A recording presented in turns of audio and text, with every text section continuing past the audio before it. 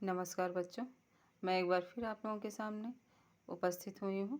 योगिन स्वास्थ्य रक्षा चैप्टर नवमा पाठ लेकर के आपका ये चैप्टर के मैं आज आपको प्रश्नोत्तर इसके क्वेश्चन आंसर बताने जा रही हूँ। सबसे पहला है कि योग से स्वास्थ्य की रक्षा होती है, जैसा कि चैप्टर में है। तो इसका पहला क्वेश्चन होगा आपका कि योगेन योगेन कस्य रक्षा भवति, योग से किसकी रक्षा होती है। याद रखिएगा, जब तक आपको प्रश्नों के अर्थ हिंदी में नहीं पता होंगे तब तक आप उसके अर्थ सही नहीं लगा सकते हैं।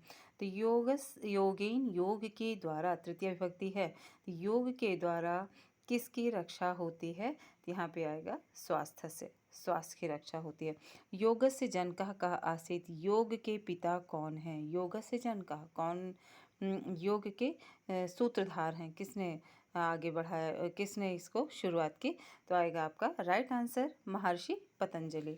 अब आइए यहाँ पे कि अस्माकं हृदय केन शांतम एकाग्रम च भवति, किसके द्वारा हमारा हृदय शांत और एकाग्र होता है। अस्माकं हमारा, हृदय केन मतलब किसके द्वारा शांत और एकाग्र होता है।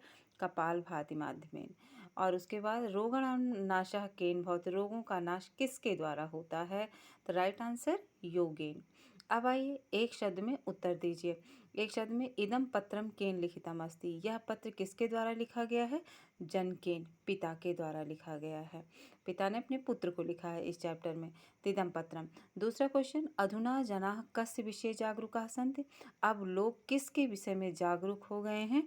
तो योगस्य, योग के विषय में जागरूक हो गए हैं। यहाँ पे लिखा है ना योगस्य।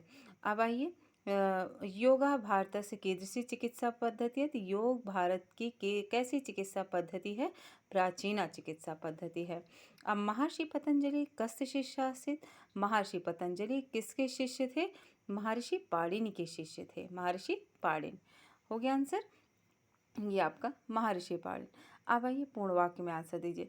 ये पूर्ण वाक्य में आप पूरी लाइन लिख सकते हैं, लेकिन राइट आंसर जो है मैं लिख दी हूँ और आप मिला करके पूरा लिख सकते हैं, पूरा लिखेंगे। पूर्ण वाक्य में उत्तर दीजिए। महर्षि पतंजलि का आसीत, महर्षि पतंजलि कौन थे। तो आप लिखोगे महर्षि पतंजलि, जैसा कि क्वेश्चन में ही लिखा है कि महर्षि पतंजलि एक महान विचारकः और रसायन विद्यायाः विशिष्टः आचार्यः च आसीत्। विशिष्टा, ये विशिष्टा लिखा है, विशिष्टा आचार्यः च आसीत्। आपकी बुक में भी है ये कि एक महान विचारक का है, एक महान विचारक भी थे, और रसायन विद्यायाः विशिष्टा आचार्यः च आसीत्। हमारी लिखावट नहीं समझ में आएगी तो मैं बोल करके भी बता दे रही हूँ। महर्षि पतंजलि का दृढ़ विश्वास आसीत्, तो महर्षि पतंजलि का कहा क्या दृढ़ विश्वास था महर्षि पतंजलि का। योगा अस्मान स्वास्थ्यम दातुम सक्षमा अस्ति, योग हमारे सुस्वास्थ्य, अच्छे स्वास्थ्य को देने में सक्षम है। फिर से देखिए, योग अस्मान सुस्वास्थ्यम दातुम सक्षम अस्ति। ओके। अब आइएगा, अंतर्राष्ट्रीय योग दिवस कदा आयोजित, अंतर्राष्ट्रीय योग दिवस कब मनाया जाता है। तो आप लिखोगे अंतर्राष्ट्रीय योग दिवस, यहाँ से ले लेंगे क्वेश्चन से, जून मासस्य एकविंशति तारिकायाम आयोज्यते, तारिकायाम आयोज्यते, जून मासस्य एकविंशति। स्वस्थ शरीर कस्य वासः भवति, स्वस्थ शरीर में किसका निवास होता है। शरीर में तो स्वस्थ शरीर, अब यहाँ से स्टार्ट करेंगे। स्वस्थ शरीरे स्वस्थ मस्तिष्कस्य वासः भवति। क्लियर हुआ, स्वस्थ मस्तिष्कस्य वासः भवति। अब आइए क्वेश्चन ये आपका आ गया क्वेश्चन नंबर 4, मंजुषाता उचितम पदम चित्तम रिक्त स्थान पूर्यत, रिक्त स्थान भरो। कार्य से व्यस्तता कारणात्, कार्य की व्यस्तता के कारण अहम पत्रम, यहाँ पे आएगा लेखितुम न अशक्नुवम, मतलब मैं नहीं लिख सका। अशक्नुवम लेखितुम, पहले में आ जाएगा लेखितुम। योगा अस्मान सुस्वास्थ्यम, सुस्वास्थ्य मतलब अच्छा स्वास्थ्य, दातुम देने के लिए सक्षम है, दातुम। उसके बाद है शरीरम रोग रहितम कर्तुम, यहाँ पे आएगा गा में कर्तुम। अयम योगा सर्वश्रेष्ठ उपाय है, यह योग सर्वश्रेष्ठ उपाय है। कर्तुम विविध योगासनैः जनाः विविध रोगान् क्या करेगा? नियंत्रितुम। लास्ट में भरा जाएगा नियंत्रितुम।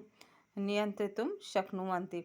मतलब रोक सकते हैं, विविध रोगों को नियंत्रित कर सकते हैं। नियंत्रितुम नियंत्रित कर सकते हैं, नियंत्रित करने के लिए, या शक्नुवन्ति कर सकते हैं, रोगों को नियंत्रित करने के लिए, रोकने के लिए, और हमारे रोग ना हो। अब आइए यहाँ पे आपका आएगा ये क्वेश्चन नंबर 5, प्रकृति और प्रत्यय।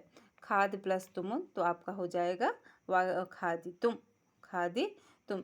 सा खादितुम गच्छति, वह खाने के लिए जा रहा है, तो सा खादितुम गच्छति इजी से इजी बन जाएगा।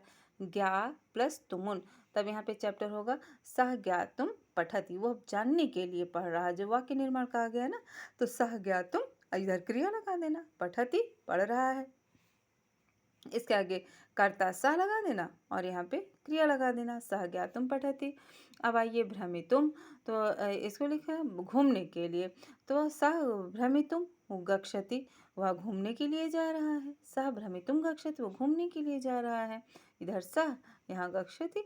और कर्तुम, तो यहाँ पे है कि सह करने के लिए, उत्तिष्ठति, वह करने के लिए उठ रहा है, उत्तिष्ठति। तो सह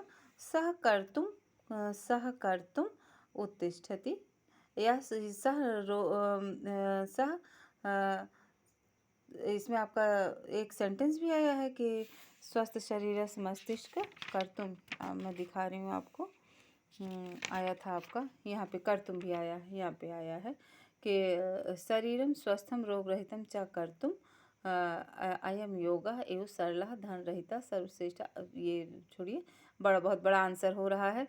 तो रोग रहितम, शरीरम स्वस्थम रोग रहितम च कर्तुम, ठीक है। अब ये आपका ये हो गया ये चैप्टर आपका, ओके। अब आइए लास्ट का विपर्य पद। प्राचीना का नवीना, आचार्य का पुल्लिंग है तो आचार्य स्त्रीलिंग हो जाएगा। अब निरोगा है तो रोगा हो जाएगा, निरोगा। शांतम है तो अशांतम हो जाएगा, और कुशलम है तो अकुशलम हो जाएगा, और जन का है तो माता हो जाएगा। ये आपका क्वेश्चन आंसर 9वें पाठ का। धन्यवाद।